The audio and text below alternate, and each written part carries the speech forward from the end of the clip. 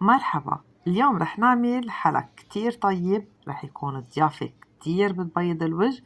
طريقة تحضيره كتير سهلة. الكفر من برا انتو فيكن تحطوه اللي بدكن اياه. رح اعطيكم كتير تفاصيل وكتير اسرار وكمان كتير خيارات ممكن تجربوها. حلا التمرية اللي عن جد رائع، بيدوب بالتم وبشق القلب قد ما ريحته وطعمته كتير طيبة. شايفين لوحة فنية. وهلأ خلينا نبلش. بأول مرحلة رح حمص من كوب من الحليب المجفف لحتى يتغير لونه.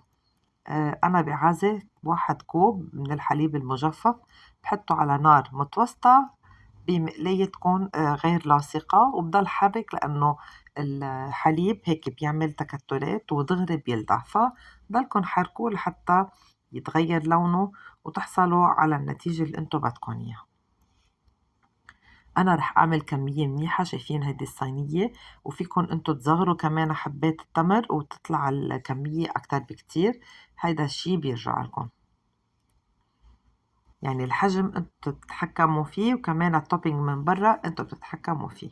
شايفين كيف دغري ببلش ياخد لون. وهلا رح اروح صفيهم او انخلهم لحتى احصل على يكون القوام ناعم كتير. الأفضل إنكم ترجعوا تنخلون لحتى تتخلصوا من كل التكتلات اللي طلعت وترجعوا تنزلوهم، يعني لأنه أنا بعزت كل هيدا الكوب. الحليب المحمص صراحة طعمته أطيب بكتير من الحليب العادي، فما تقفوا هيدي الخطوة أبدا، ما تحطوا حليب عادي. حطيت علبتين بسكوي. استعملوا أي نوع. أنا استعملت بسكوي شاي.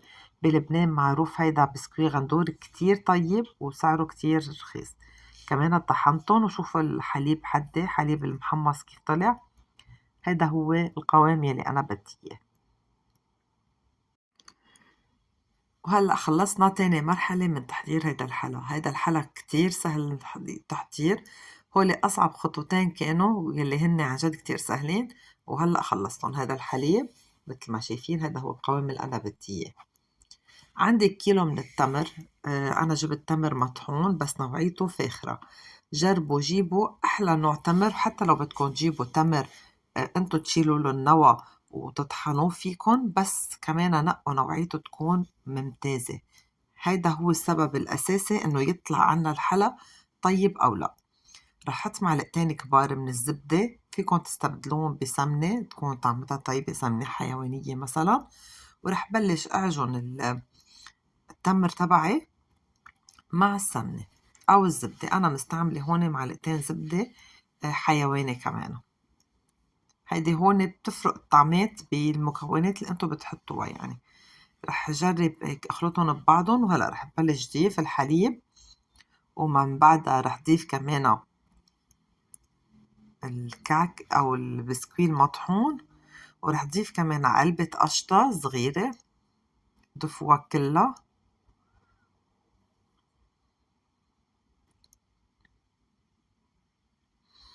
وهلأ رح بلش اخلط. فيكن تحطوهم بجات اكبر وتخلطون. وكمان رح ضيف بعض مكونات بيعطوا نكهة كتير طيبة. انا بلشت اخلط وكنت بلشت انساهم، لحقت حالي على اخر تكة. شفتوا كلنا بننسى، كلنا بنتعرض لمرات انه الواحد عن جد بينسى الاشياء بتكون قدامه الشغلة بس عن جد بننساها. والمكونين اللي نسيتهم هن فانيليا. رح حط معلقة صغيرة من الفانيليا السائلة، وكمان معلقة صغيرة من القرفة بتاعت طعمة خرافية مع التمر. كلنا بنعرف القرفة كتير بتلبق مع التمر. فكمان رح ارجع اخلطهم واعجنهم ليصيروا قوام واحد. يمكن أنا الجاد تبعي شوي صغير مشان هيك عذبني، بس إذا كان الجاد أكبر بيطلع العجن أسهل. لأن مثل ما شفتوا التمر عندي طري، عملية خلطهم رح تكون كتير كتير هينة. رح أخلطهم كتير منيح وأتأكد إنه البسكوي مع الحليب المحمص مع القشطة مع التمر مع كل شي مطيبات حطيناها فانيليا وقرفة انخلطوا كتير منيح مع بعضهم. رح اختبرهم هيك بهذه الطريقة. شايفين عم بكورها بكل سهولة. باخد هيك قطعة وبكورها وبيطلع عندي القوام ممتاز. هيدا هو اللي أنا بدي إياه. هلأ عندكن كذا طريقة للتشكيل، هيدي وحدة منّن أنا عملتن كرات هيك، فيكن تزينون أو إذا ما عندكن ميزان عاينكن ميزانكن، يعني يكونوا قد ما فيكن قد بعضن. أنا كورت الوحدة تقريبا 25 جرام، فيكن تعملوهن من 18 لل20 أو 25 جرام، بيطلع يعني قياسن مناسب.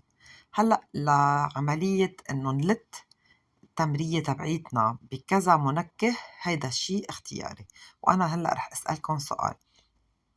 أنا أطيب شي عندي هو اللي لتيتا بالسمسم، خبروني انتو أي أطيب شي عندكن. هيدا شوكولا فيرميسيل أو تشوكلت شيبس إذا عندكن إياه يكون حبته صغيرة، سمسم المحمص، وعندي لوز، شرائح اللوز مثل ما شايفينه بنشتريه من السوبر ماركت بهيدي الطريقة، وأكيد الكوكونات أو برش جوز الهند وورق الورد. بنحطّن هيك بكل بساطة ومنلتّن هن بيعلقوا فيُّن متل ما شايفين بهيدي البساطة. أكتر شي بيّنت على الكوكونات قد إيه الخبرية بسيطة، إنه بس منلتّا لت. والسمسم كمانًا هو أكتر شي رح يعذّب اللوز والورد، بس فينا نضغطُن بإيدنا وبتطلع النتيجة متل ما هي. ما تنسوا تكتبولي بالتعليقات انتو أي نكهة رح تفضلوها ورح تحبّون. متل ما شايفين هيك، وبحطّن بصحن التقديم دغري. تفنّنوا وأبدعوا بوصفاتكن وخلّوا طبقكن يكون متنوّع، وأكيد عندكن بالبيت شوية سمسم أو شوية جوز هند وأي شي تاني متوفّر فيكن كمان تستعملوه بكل بساطة. بعد شوي اكتشفت إنّي اشتغلُن بكاسة صغيرة أحسن ما إنّي اشتغلُن بهدول الجوط الصغار الأوفال. متل ما شايفين الورد هيك بدي بس أضغط عليهم شوي لحتّى تلزق الوردة أو بيتال الوردة عليها لحتّى ما توقع، هي دغري رح تفوت بقلب العجينة وما رح تعذبكن أبداً. واللوز نفس الشي بدي أضغط عليهم شوي وبكفّي كل الكمية بنفس الطريقة. في أسهل من هيك؟ وهيدا أفخم جاط ضيافة ممكن تحطّوه لضيوفكن أو حتّى تاخدوه معكن وين ما كنتوا معزومين على الإفطار أو أي زيارة تانية. وأنا بهديكن هيدا الجد بكل حب، عن جد طعمته وشكله خرافي روعة، كتير سهل إنكم تحضروه. أنا اسمي ماريا، إذا أول مرة عم تحضروني ما تنسوا تشتركوا بالقناة وتفعلوا زر الجرس، وناطرة تجاوبوني على سؤالي أي أطيب نكهة، شوكولا، الكوكونات، برس جوز الهند يعني، أو الورد أو اللوز، أو مثلي السمسم. أنا من عشاق السمسم. بشوفكم بفيديو جديد. باي باي.